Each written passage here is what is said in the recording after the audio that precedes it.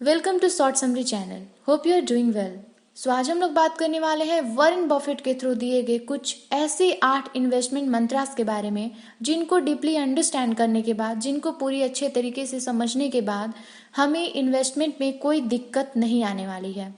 तो उन सारे फंडास को समझने से पहले, उन सारे मंत्रास को समझने से पहले हम ये समझ लें कि व्हाट इज़ इन्वेस्टमेंट। तो इन्वेस्टमेंट का मतलब होता है अपने पैसे को सही तरीके से मैनेज करना।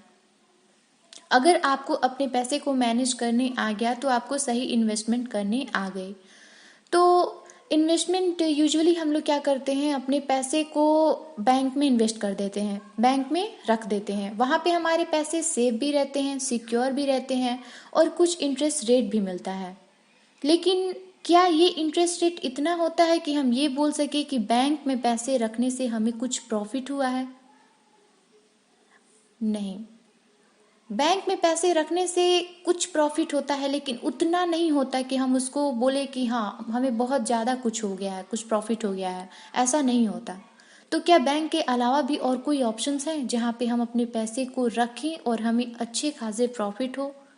तो ऐसे बहुत सारे ऑप्शंस हैं जिनके बारे में आप पहले भी बहुत सुने होंगे, और नहीं सुने तो अभी सुन लो।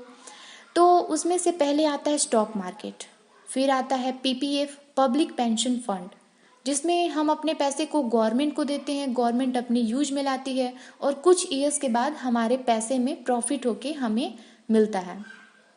फिर आता है गोल्डन पेपर्स, हम अपने पैसे को गोल्ड खरीद के इन्वेस्ट कर सकते हैं, वो भी पेपर्स में, वो ज़्यादा सेफ रहता है। फिर रियल स्टेट, म्यूचुअल फंड्स और ऐसे अनगिनत रास्ते हैं जहाँ पे हम अपने पैसे को सही तरीके से अंडर सारे टर्म्स एंड कंडीशन को समझ के हम अपने पैसे को वहाँ पे इन्वेस्ट कर सकते हैं। तो अब आते हैं अपने मंत्रास पे।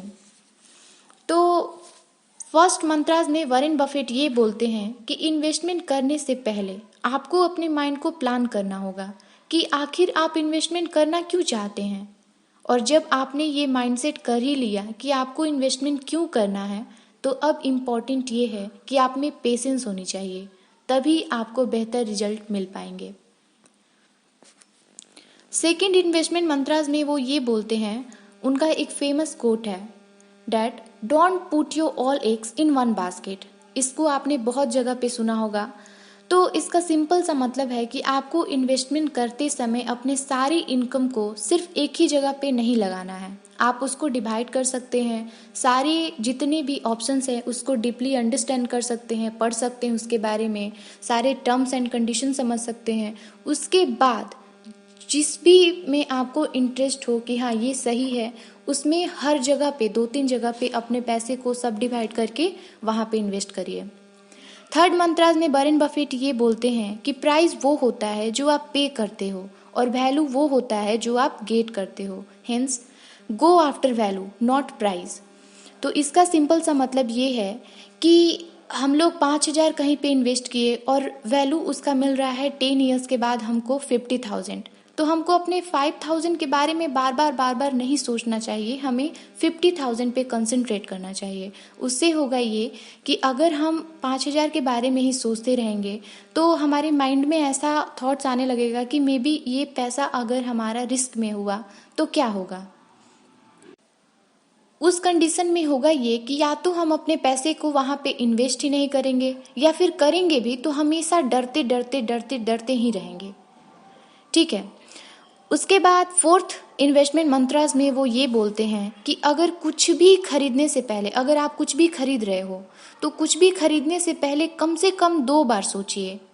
क्योंकि अगर आप वैसे आइटम्स को खरीद रहे हो जिसकी आपको नीड नहीं है, तो आप बहुत जल्द वैसे भी पोजीशन में आ जाओगे कि आपको सोचना पड़ेगा वैसे आइटम को भी खरीदने के लिए जिसकी आपको नीड है।